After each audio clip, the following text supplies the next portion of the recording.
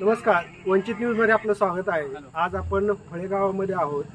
फळे गावामध्ये सालाबाद प्रमाणे प्रत्येक वर्षी गुढीपाडव्या दिवशी इथं गावची यात्रा असते, जे की गावातील हनुमान मंदिर हे पंचकृषीतलं जागृत देवस्थान म्हणून प्रसिद्ध आहे।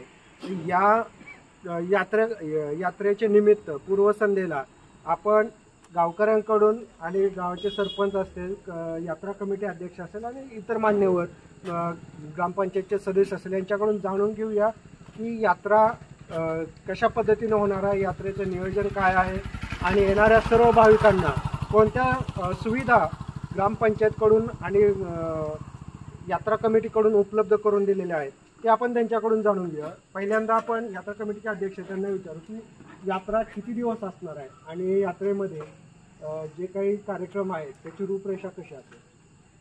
यात्रा हे 3 दिवस, 2 दिवस, 2 दिवस, 3 दिवस। पहिल्या दिवशी म्हणजे काय कार्यक्रम असेल? देवाचा अभिषेक,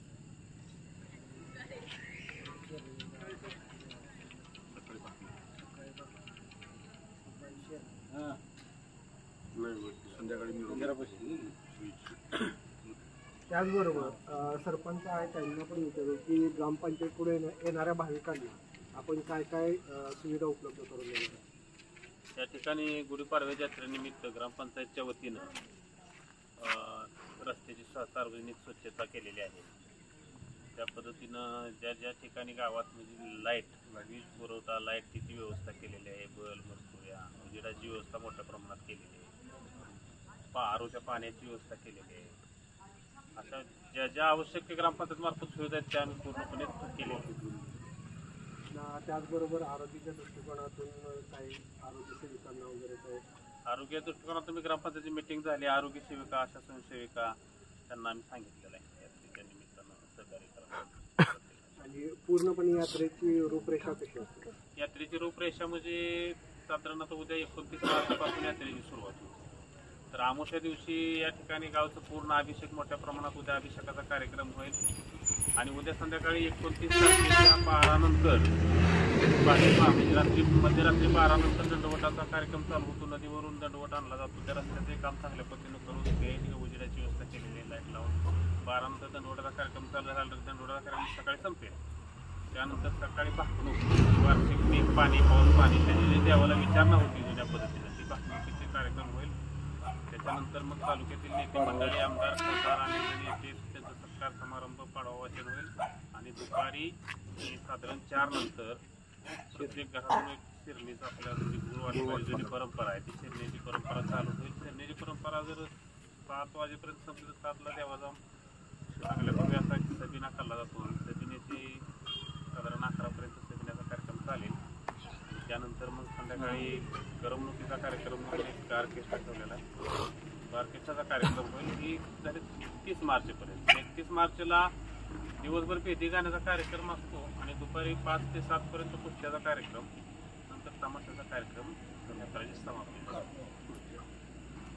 कुस्ती आणि क्रीडामध्ये पण आपलं सालाबाद प्रमाणे असतं, त्याचं काय नियोजन कसं आहे? कुस्त्याचं नियोजन चांगलं केलेलं आहे। आता कुस्त्या नेमून करायच्या का काय ते उद्या यात्रा कमिटी ठरवलं, नेमून करायच्या का फडावर ठरवून करायचं, पण मैदानाचं चांगलं नियोजन केलेलं आहे। पाणी मारून गावाच्या बाहेर मैदान चांगलं केलेलं आहे। मैदानाचं ठिकाण कसं असतं म्हणजे स्पर्धकांना यायचं असेल तर? मैदानाचं ठिकाण गावाच्या पश्चिम बाजूला केलेलं आहे, पालखी मार्गाच्या जवळच आहे। आपली जी परंपरा आहे गावाच्या पश्चिम बाजूला मैदान असतं आणि रस्त्याच्या कडेला केलेलं आहे। पुन्हा तर शेतामध्ये आपण पूर्वीपासून मैदान करतो, पाणी वगैरे मारून उतरून चांगल्या पद्धतीने मैदान बनवून घेतलेलं आहे। धन्यवाद। यात्रा कमिटी आणि जे काही आपली सालाबाद प्रमाणे जे काही यात्रा साजरी केली जाते याच्यातून आपण सामाजिक प्रबोधन आणि परंपरा जपण्याचं कितपत काम होतं आपल्याकडे?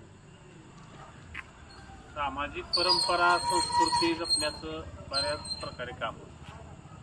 याच्यामध्ये गुळाच्या शरणीचा भाग असेल, पूर्वीपासून बाबा त्या दिवसात गुळ माणसाच्या शरीराला एक आवश्यक असतं, त्यामुळे पूर्वीची परंपरा असेल गुळाची, काय कॅल्शियम वगैरे मिळत असलं अशी एक परंपरा असते। आणि उन्हाळ्याच्या दिवसामध्ये म्हणजे सामाजिक कार्य जपलं जातं। कुस्तीचा प्रकार असेल एक की कुस्तीची कला जिवंत राहिली पाहिजे, यासाठी पण एक सामाजिक कार्य अतिशय उत्कृष्ट असा कार्यक्रम यात्रेनिमित्त इथं दरवर्षी घेतला जातो. याही वर्षी असेल सर्व भाविकांना यात्रा कमिटी असेल किंवा होळे ग्रामपंचायत असेल यांच्याकडून आग्रहाचं निमंत्रण पण असेल.